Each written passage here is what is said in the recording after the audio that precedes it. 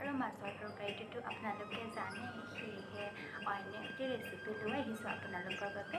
এই ৰেচিপিটো হৈছে কেকৰ, আৰু এই ৰেচিপিটো মই শিকিছিলোঁ চেফ বেবিজ কিটচেনৰ পৰা। আৰু এই ৰেচিপিটো খুব সহজ হয়, মাত্ৰ 4টা বস্তু লাগে ইয়াৰ কাৰণে। এটা হ'ল আটা আৰু ৰিফাইন, চেনি আৰু গাখীৰ। আৰু এই আটা কেকটো আপোনালোকে বনাই পাইছে নাই মোক কমেণ্ট কৰি জনাবচোন। মই হ'লে ময়দাৰ কেকহে বনাই পাইছোঁ, আটাৰ কেক হ'লে বনাই পোৱা নাই। প্ৰথমবাৰ ট্ৰাই কৰিম ভাবিছোঁ, কেনে হয় নাজানো। আৰু আটাটো চবৰ ঘৰতে থাকেই, ময়দাটো আমি বেছি ইউজ নকৰোঁ, ৰুটি খোৱাৰ কাৰণেতো আটাই ব্যৱহাৰ কৰোঁ। এইবাৰ আটাৰে কেনেকৈ কেক বনাওঁ চাওঁ। আৰু ময়দা ঘৰত নাছিলোঁ, সেইবাবে আৰু ভাল হ'ল আটা ইনগ্ৰিডিয়েণ্ট এই কেকটোত আছে যেতিয়া, এতিয়া আটা দিয়ে বনাই চাওঁ আহক। আৰু আপোনালোকৰতো আটা থাকিবই ঘৰত, তেনেহ'লে আপোনালোকে এবাৰ এই কেকটো ট্ৰাই কৰি চাব। ইয়াৰ কাৰণে একাপ আটা, একাপ চেনি, একাপ ৰিফাইন আৰু একাপ গাখীৰ লৈ লৈছোঁ।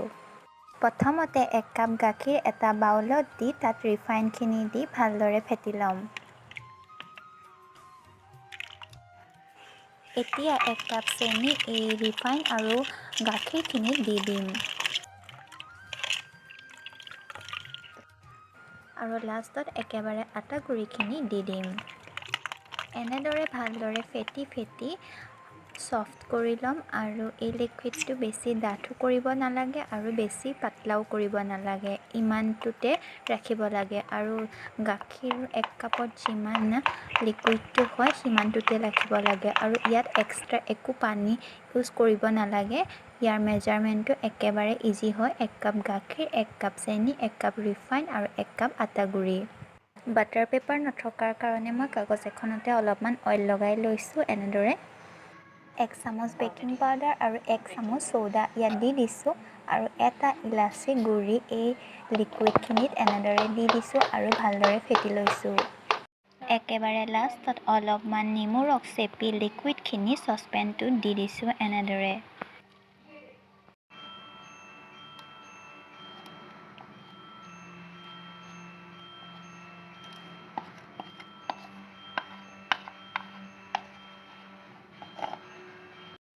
আৰু এখন ডাঙৰ কেৰাহীত এনেদৰে গৰম কৰি ইয়াত চচপেনটো উঠাই দিম।